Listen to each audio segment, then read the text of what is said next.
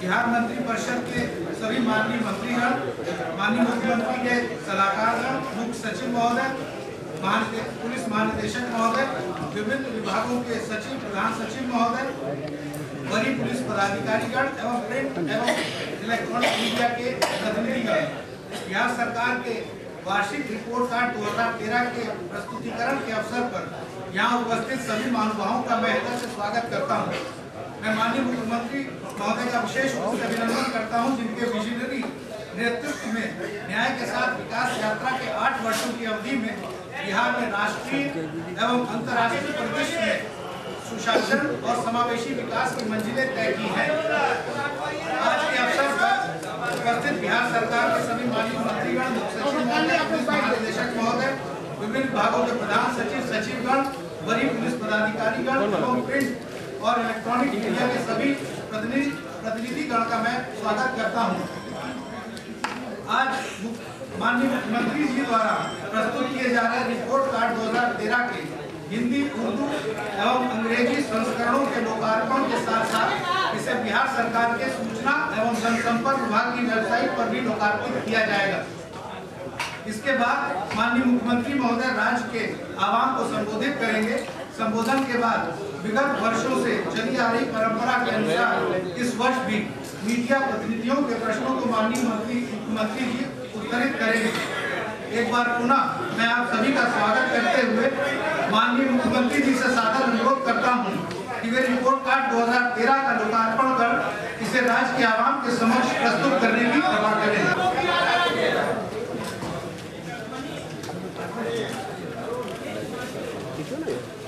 थोड़ा मैं बना के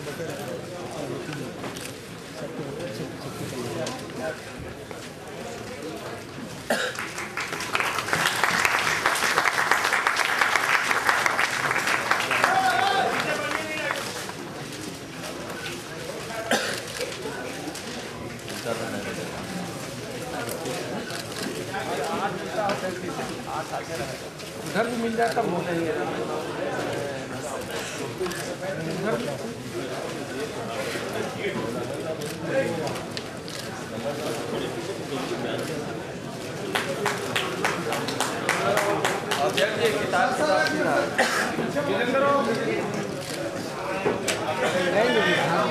सीधा कर लीजिए।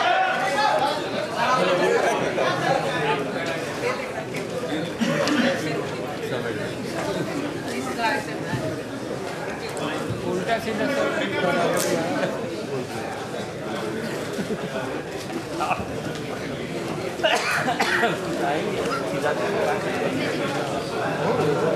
आगे का कार्यक्रम शुरू करते हुए माननीय मुख्यमंत्री जी से सादर अनुरोध है कि बिहार सरकार के सूचना एवं जनसंपर्क विभाग की वेबसाइट पर रिपोर्ट कार्ड 2013 का लोकार्पण करने की कृपा करें।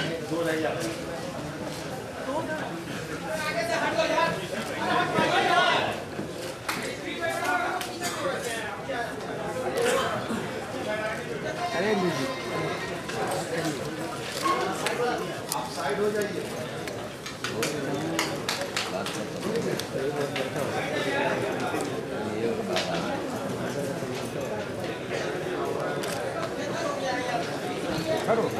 अब माननीय मुख्यमंत्री जी से मैं आग्रह करूंगा कि वे बिहार के आवाम को संबोधित करने की कृपा करें।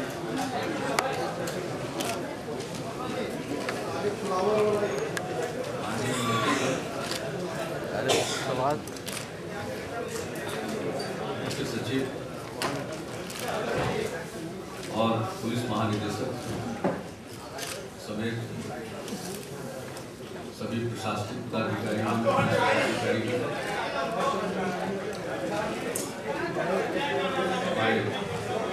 सलाहकार का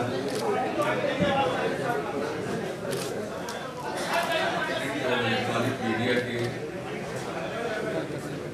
यहाँ उपस्थित सभी प्रतिनिधिगण, मैं सबसे पहले आप सबका इस अवसर पर स्वागत करता हूँ और अपने द्वारा ही स्थापित परंपरा के अनुरूप 8 साल पूरा होने के बाद आज 8वें साल का रिपोर्ट कार्ड मैं प्रस्तुत कर रहा हूँ।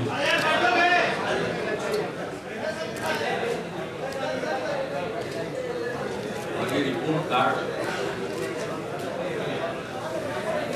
सरकार के द्वारा किए गए कामकाज का ब्यौरा उपलब्ध कराता है। आप सबको ज्ञात है कि हम लोगों ने पहले कार्यकाल में भी 2005 से 10 तक के लिए सुशासन के कार्यक्रम निश्चित किए थे और उसी को ध्यान में रखते हुए हमने प्रतिवर्ष काम के वार्षिक लेखा जोखा को रिपोर्ट कार्ड के नाम से प्रस्तुत करने की परंपरा की शुरुआत की थी और उसी प्रकार से दूसरे कार्यकाल में 2010 से 15 के लिए सुशासन के कार्यक्रम निर्धारित किए गए और उसी पृष्ठभूमि में हर साल हम काम का लेखा जोखा प्रस्तुत करते हैं और उसी परंपरा का निर्वहन करते हुए इस वर्ष भी 8वें साल के कामकाज का ब्यौरा इस रिपोर्ट कार्ड के माध्यम से प्रस्तुत किया जा रहा है। कुछ काम प्रारंभ से किए जा रहे हैं।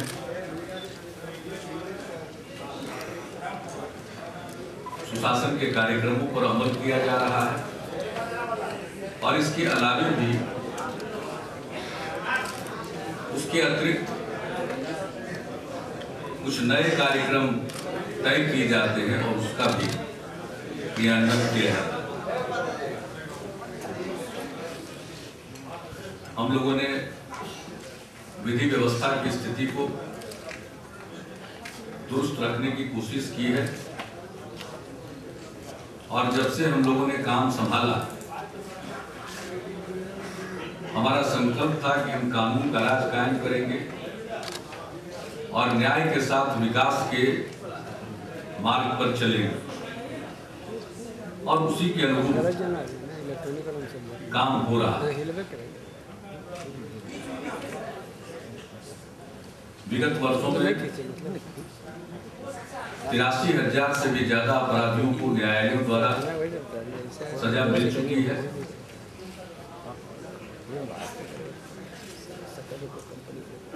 हमने पुलिस बल को भी सुदृढ़ करने की कोशिश की है और जो राष्ट्रीय अनुपात है 1 लाख की आबादी पर पुलिस कर्मियों का, उसी के अनुरूप हमने बिहार में पुलिस बल के लिए जरूरत के मुताबिक पद सृजित किए हैं। कुल 43,761 पद सृजित किए गए और चरणबद्ध ढंग से हर वर्ष उस पर नियुक्ति की कार्रवाई की जा रही है और ये पुरानी जो वैकेंसी है उसको भरने के अलावे और आरक्षित कोटे की अगर कोई वैकेंसी रह गई है उस बैकलॉग को भरने के अलावे और जो सेवानिवृत्ति के कारण हर वर्ष वैकेंसी होती है, रिक्तियां होती है, उसको भरने के अलावे ये पद सृजित किए गए हैं ताकि हम 1 लाख की आबादी पर जो पुलिस का राष्ट्रीय अनुपात है उसको हासिल कर सकें। और इस साल से नियुक्ति की प्रक्रिया प्रारंभ हो गई है। भ्रष्टाचार के मामले में हम लोगों ने जीरो टॉलरेंस की नीति अपना रखी है और बड़े पैमाने पर कार्रवाई होती है। जहां से भी शिकायत मिलती है उसकी जांच होती है। बहुत लोग ट्रैप भी किए गए हैं। भ्रष्ट लोक सेवकों की संपत्ति का अधिग्रहण भी किया गया, उसको कन्फिस्केट किया गया। और जैसा हमने 2010 की मीटिंगों में कहा था कि ऐसे भ्रष्ट लोगों की संपत्ति को जब्त करेंगे और उनके मकानों में स्कूल खोले जाएंगे, वो सिलसिला भी प्रारंभ हो गया और अनेक कार्रवाइयां हुई हैं। और दरअसल भ्रष्टाचार के खिलाफ जितनी कार्रवाई बिहार में की जा रही है, सार्थक कार्रवाई, मैं चाहूंगा कि इस पर भी चर्चा हो जाए कि इससे अधिक कोई कार्रवाई किसी अन्य राज्य में या कहीं हो रही है क्या। वो जो सरकार की तरफ से भ्रष्टाचार के खिलाफ कार्रवाई करनी है उसमें पूरी सजगता है और भ्रष्टाचार कम हो उसकी गुंजाइश समाप्त हो जाए, इसके लिए भी कई कदम उठाए गए। जो नीचे के स्तर पर सरकारी कार्यालयों में सेवाएं उपलब्ध कराई जाती है नागरिकों को, उन सेवाओं को प्राप्त करने में जो लोगों को भ्रष्टाचार का सामना करना पड़ता था, उसी को ध्यान में रखते हुए हम लोगों ने लोक सेवा कानून बनाया, लोक सेवा अधिकार कानून, और उसके अंतर्गत अनेक प्रकार की सेवाएं प्रदान की जा रही है विभिन्न कार्यालयों के द्वारा और एक समय सीमा, उसकी समय समय पर समीक्षा होती है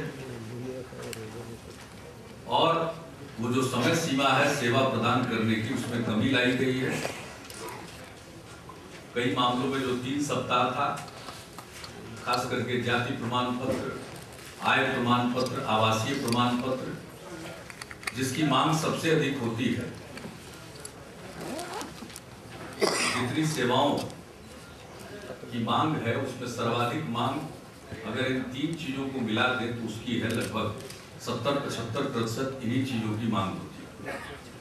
तो इस मामले में पहले 3 सप्ताह की समय सीमा थी, उसको घटाकर 2 सप्ताह किया गया और अब उस समय सीमा को और आगे घटाने का हम लोगों का विचार है। इस पर कार्रवाई प्रारंभ हो गई है और हमने सामान्य प्रशासन विभाग को कहा है कि इसके मामले में जल्दी से जल्दी उस समय सीमा को कम करके, मेरे स्तर पर अभी कुछ ही दिन पहले समीक्षा हुई है, तो उसकी समय सीमा और घटाई जाए और जो जरूरतमंद लोग हैं जिनको बहुत कम समय में आवश्यकता होती है, कभी कभी अचानक इस प्रकार की सेवाओं को प्राप्त करने की, तो उनके लिए इस प्रकार की सेवा को प्रदान करने के लिए, तत्काल प्रदान करने के लिए भी कार्रवाई प्रारंभ हो गई है और उसके लिए अलग से समय की और अवधि की घोषणा की जाएगी, क्योंकि वो निर्णय अंतिम चरण में निर्णय हम ले लेंगे, इसके बाद उसके बारे में सूचित करेंगे। लेकिन इतना तय है कि उसकी समय भी सीमा में भी कमी लाई जाएगी और इसके अलावे कतिपय सेवाओं के मामले में तुरंत सेवा प्रदान करने के लिए भी कोशिश की जाए। आधारभूत संरचना के क्षेत्र में भी काफी काम हुआ है। हमने एक लक्ष्य निर्धारित किया था कि बिहार में हम इतनी सड़कें बनाएंगे और ऐसी सड़कें बनाएंगे कि किसी भी जिला से पटना पहुंचने में अधिकतम 6 घंटे का समय लगे। और मुझे खुशी है कि अब उस लक्ष्य को हम लोगों ने प्राप्त कर लिया और अब हम इसके आगे जा रहे हैं। और इसी के लिए हम लोगों ने रोड मेंटेनेंस पॉलिसी नहीं बनाई है ताकि जो सड़कें बने उनका रख रखाव होता रहे। और रख रखाव के लिए भी हम लोगों ने स्कीम की स्वीकृति मंत्रिपरिषद के द्वारा प्रदान कर दी है। अब कोई भी सड़क अगर खराब होती है तो उसको तत्काल ठीक किया जाएगा। और मेंटेनेंस की ऐसी पॉलिसी है जिसमें सड़कों का मेंटेनेंस आप से होता रहेगा। और जो हम लोगों की रोड मेंटेनेंस पॉलिसी बनी है इसकी सराहना सब जगह हो रही है।